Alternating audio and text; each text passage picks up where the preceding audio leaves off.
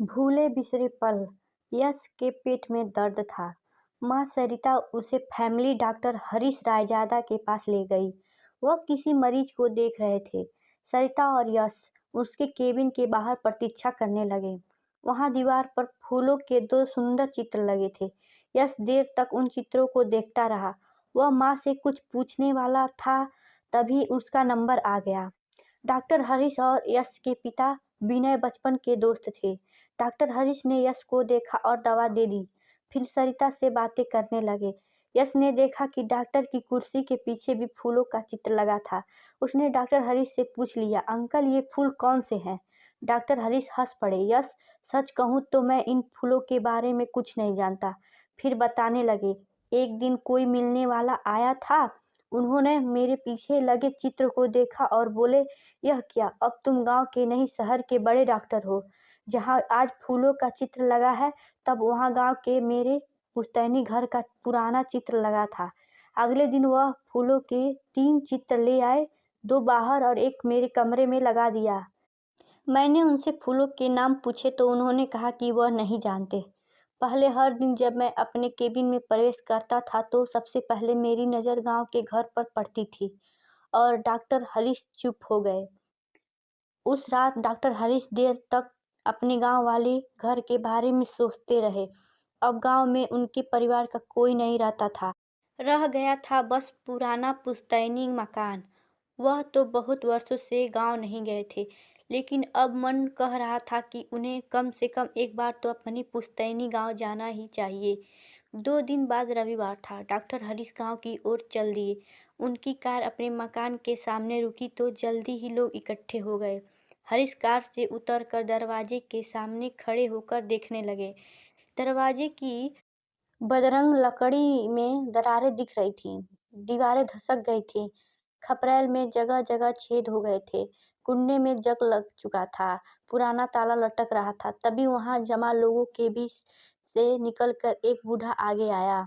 वह गांव का मुखिया था। हरीश ने मुखिया के पैर छूकर अपना परिचय दिया तो मुखिया ने डॉक्टर को बाहों में भर लिया। बोले, जानते हो, तुम्हारे दादा और मैं पक्के दोस्त थे। बाद में तुम्हारा परिवार शहर चला गया। आज कितने वर्षों बाद तुम्हें गांव की याद आई है। तुम्हें देखकर मुझे पुराने दिन याद आ गए। हरीश चुप रहे। क्या कहते हो? मुखिया ने कहा, आओ मेरे घर चलो, तुम्हारा घर तो खंडहर हो चुका है। हरीश ने कहा, पहले मैं घर के अंदर जाना चाहता हूँ। हरीश ने दरवाजे को ढकेला और अंदर घुस गए। सब तरफ मलबा और कूड़ा बिखरा था। कच्चे आंगन में ऊंची घास उगी थी। डॉक्टर हरीश कुछ देर चुप खड़े रहे।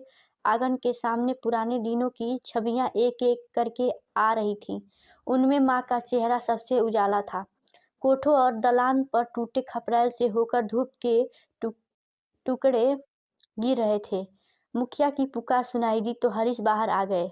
मुखिया हरीश के परिवार को अपने घर की ओर ले चले। मुखिया जी के घर के बाहर गांव वालों का झुंड जमा था।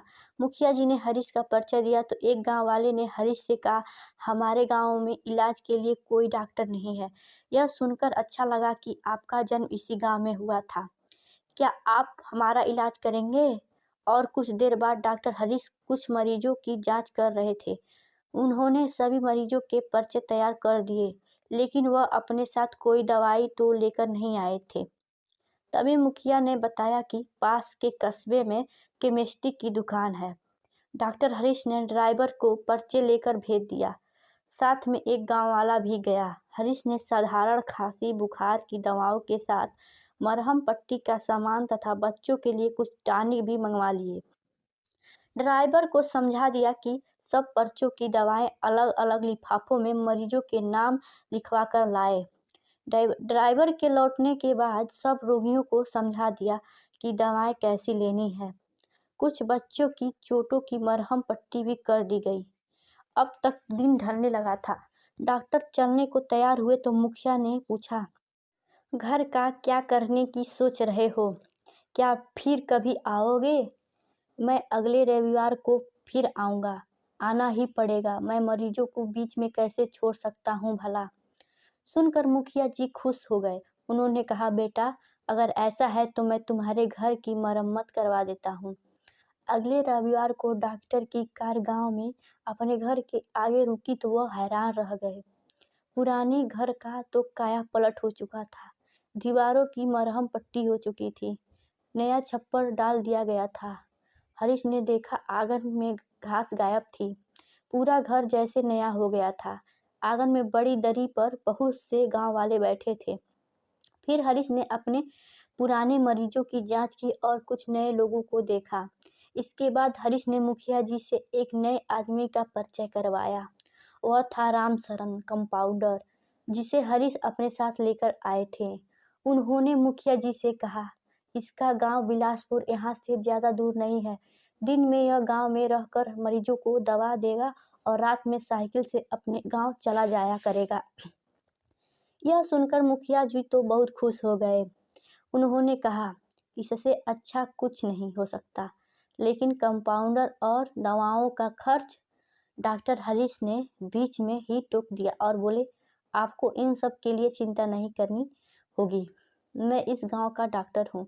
मैं मानता हूँ कि शहर में जाकर मैं अपने गांव को भूल गया था, पर अब एक डॉक्टर के रूप में यहाँ के लिए कुछ करना चाहता हूँ। गांव के लोग स्वस्थ रहें, इतना कर सकूं तो मुझे संतोष होगा। गांव से लौटकर उन्होंने अपने मित्र विनय को फोन किया। डॉक्टर हरीश ने कहा, यश को लेकर आना मेरे क्लिनिक पर। शाम के समय विनय और सरिता यश के साथ डॉक्टर हरीश के क्लिनिक पर जा पहुंचे। यश डॉक्टर हरीश के केबिन में गया तो चौंक पड़ा। डॉक्टर हरीश की कुर्सी के पीछे फूलों की जगह दूसरे ही चित्र लगे थे। हरीश ने कहा, मैं जिन फूलों को नहीं पहचानता उनके चित्र हटवा दिए हैं मैंने। ये चित्र मेरे गांव वाले घर और गांव वालों के हैं। तुम इनके बारे में जो पूछना चाहो मैं बता सकता हूँ।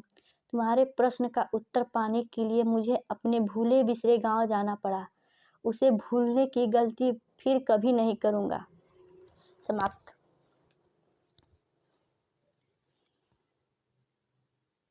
धन्यवाद।